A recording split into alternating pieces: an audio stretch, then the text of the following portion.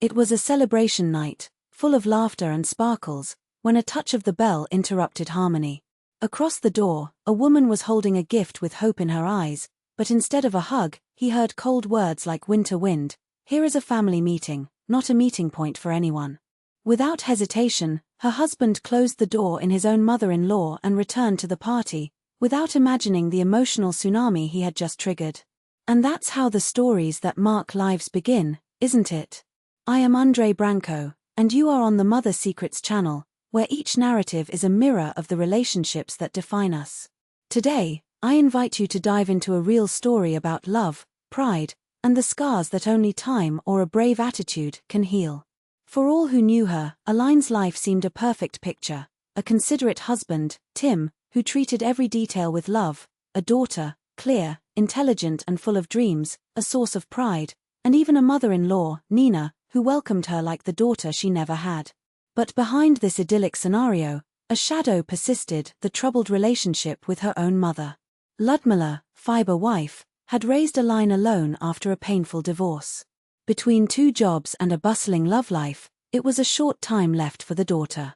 The years turned the distance into resentment, and when Aline announced her engagement with Tim, a simple engineer, Ludmilla did not hide the disdain. Engineer? My friend Claudia married her daughter with a businessman.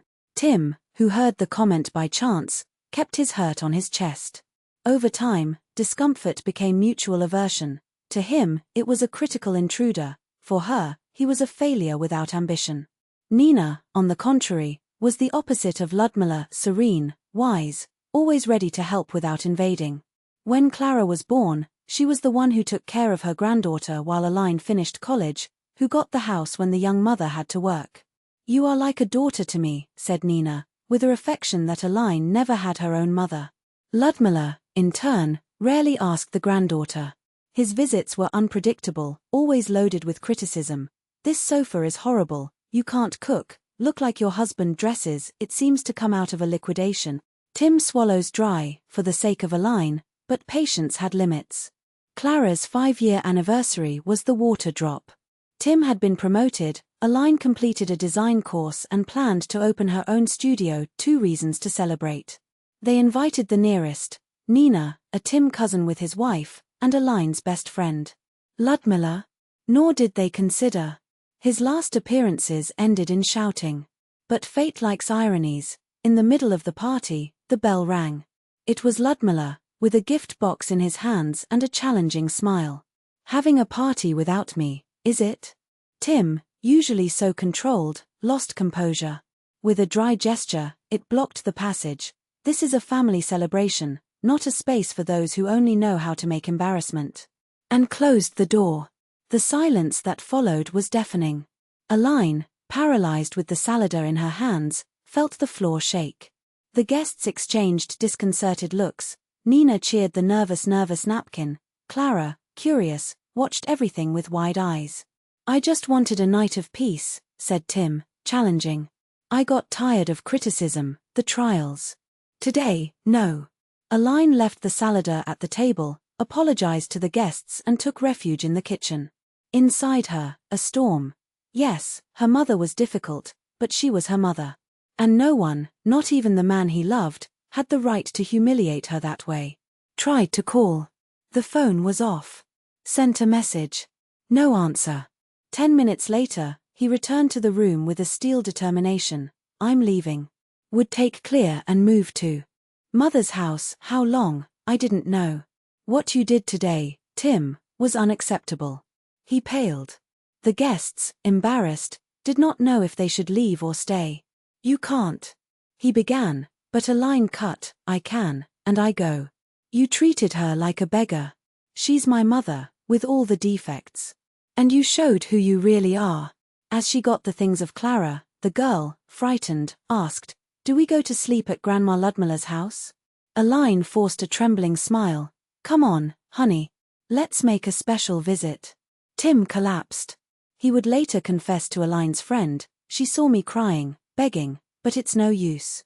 I made a mistake, but I didn't know it would be so serious." Ludmilla, surprisingly, received mother and daughter without complaints. In the early days, He even avoided comments, something unpublished for her. Tim didn't give up. He called every day, appeared with flowers, asked for forgiveness. Aline was irreducible. "Do you want to regain me? Ask her." "Really? I can't," he admitted. "You know how she treats me, what she says behind my back. This does not justify your attitude," Aline renamed. "You acted like a tyrant. Until recognizing it and apologizing to her, there's no conversation." It was then that Nina came into play. Without warning, it appeared at Ludmila's house with a homemade cake and a box of candy for the granddaughter. "Ludmila, we need to talk," he said firmly. "Our children are making a mistake, and we, as mothers, have to help them fix it." Ludmila, always ready for the fight, surprised everyone, invited Nina to the kitchen. Aline, gaping, saw the two women, so different in temperament and worldviews, talk for hours, among teacups. "My son made a mistake," admitted Nina. "He should have respected you as his wife's mother. But you, Ludmila, also need to recognize, sometimes your frankness hurts." Ludmila laughed. "Something rare, franchise? I only say the truth." But maybe not everyone is prepared to hear her. They found that afternoon that they had more in common than they thought. Both had raised children alone, worked bent, abdicated with dreams by the family. "You know, Aline," Ludmila said at night, with an unexpected tenderness, "maybe I was too hard. But you're my daughter, and I just wanted you to have the best." And for the first time in years, Aline saw not the critical mother, but the woman who, in her own way, always loved her. "Maybe I exaggerated," Ludmila admitted, with a sigh that seemed to carry decades of stubbornness. "Timur is a good boy, take care of you both, not like that, your father." Aline was paralyzed. It was the first time he heard his mother recognize something positive in her husband without a but hidden between the words. "Maybe you should give him a chance," Ludmila added, as if the words cost a physical effort. That was a shock. Aline has always seen her mother as an insurmountable fortress of opinions, and now, suddenly, via cracks in the wall. It was not a surrender, it was something deeper, a woman who, after years, finally allowed herself to see beyond her own pride. The next day, Timur arrived with such a big bouquet that he almost did not fit his arms. Not to Aline, but to Ludmila. "I was wrong," he said, looking at her without blinking. "The lady is the mother of my wife, and that's why she already deserves my respect. I apologize for that night." The silence that followed was loaded with expectation. Ludmila examined him with that sharp look that always made the others uncomfortable, but then something unexpected, her lips bowed in a genuine smile. "And I apologize to you, Timur," he replied, accepting the flowers. "I'm not always diplomatic. But you take care of my daughter and my granddaughter. That's what matters." Aline watched the scene as if she were in a dream. The two men she loved most, her husband and her mother, finally spoke the same language. No. It was a fragile truce, but an armistice built on something real, the mutual recognition that they both wanted the same, her good and Ksayusha. "Your mother invited us to stay here for a while," Timur announced that night, still incredulous. "She wants to know Ksayusha better, and strangely to me too." Aline laughs, thrilled. "Did you accept it?" He hesitated, the pride still scratched, but then nodded. "If it's what you want." And so began the most surprising period of their lives.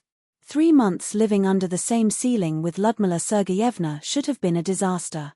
But they were not. On the contrary, there were 3 months of discoveries.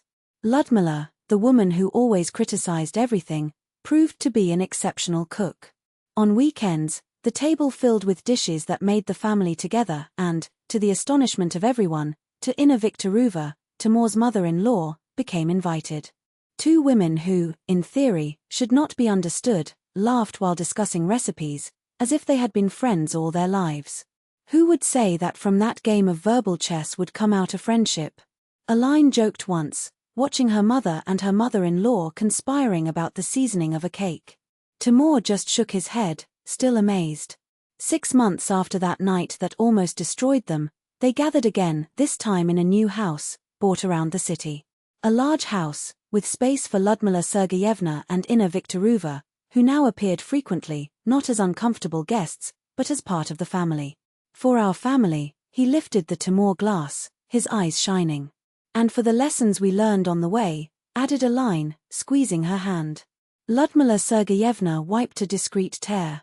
No one knew, but that night the door closed on his face. Something inside her broke, not of pain, but of clarity. For the first time, he saw himself with his daughter's eyes, a bitter woman, unable to celebrate the victories of others, always ready to point out flaws. And decided that I didn't want to be that person anymore. 5 years passed. Ksayusha was already at school, and a new member arrived in the family, Stepan, appointed in honor of Timur's father. The walls of the house echoed laughing, the dinners were long, and the discussions, when they happened, ended in hugs. Sometimes Aline thought about those days and wondered, what if I had given up? What if it had let your pride speak louder? What if my mother had never found the courage to change? What are you thinking about? Timur asked, wrapping her by the shoulders. How one moment can change everything, she replied, leaning her head on her chest. Remember that night you put my mother out of the house? Timur scowled. How to forget? It wasn't my best moment. Because I'm grateful for him, said Aline, surprising him. If it wasn't for that fuse, we would continue in the same cycle. You can handle my mother in silence. I resent with you. She criticizes everything. Sometimes we need an earthquake to rebuild about more solid foundations. Timur pulled her closer. Do you know what I understood that night as you got your bags? He confessed, his voice hoarse. That I would do anything until I swallow my pride not to lose you and Ksayusha. And it was the best decision I ever made. Later, when the children slept and Timur worked in his office, Aline took the phone. Mom. Thank you, he said as soon as Ludmila answered. Why, daughter? Because I found strength to change. I know it wasn't easy. On the other side, a thoughtful silence. When your husband closed that door in my face, Aline, I first got angry. But on the way home, I saw me. He was defending you from me. And that hurt more than any criticism I have ever made. A pause. I thought, either I change, or I lose you forever. And I didn't want to lose you. There. He felt his eyes burning. I love you too, Mom. And me, my daughter. And you know one thing? I'm proud of you. You built a beautiful family. After that call, Aline sat in the kitchen for a long time, smiling at the emptiness. Life had a strange way of turning the worst storms into fertile land. In the guest room, where now Inna Viktorova was when she came to help with little Stepan, there was a framed photo, the whole family in a picnic. Timur and Aline, Ksayusha and Stepan, and 2 grandparents smiling as different, as equal in the way they loved that little but indestructible family.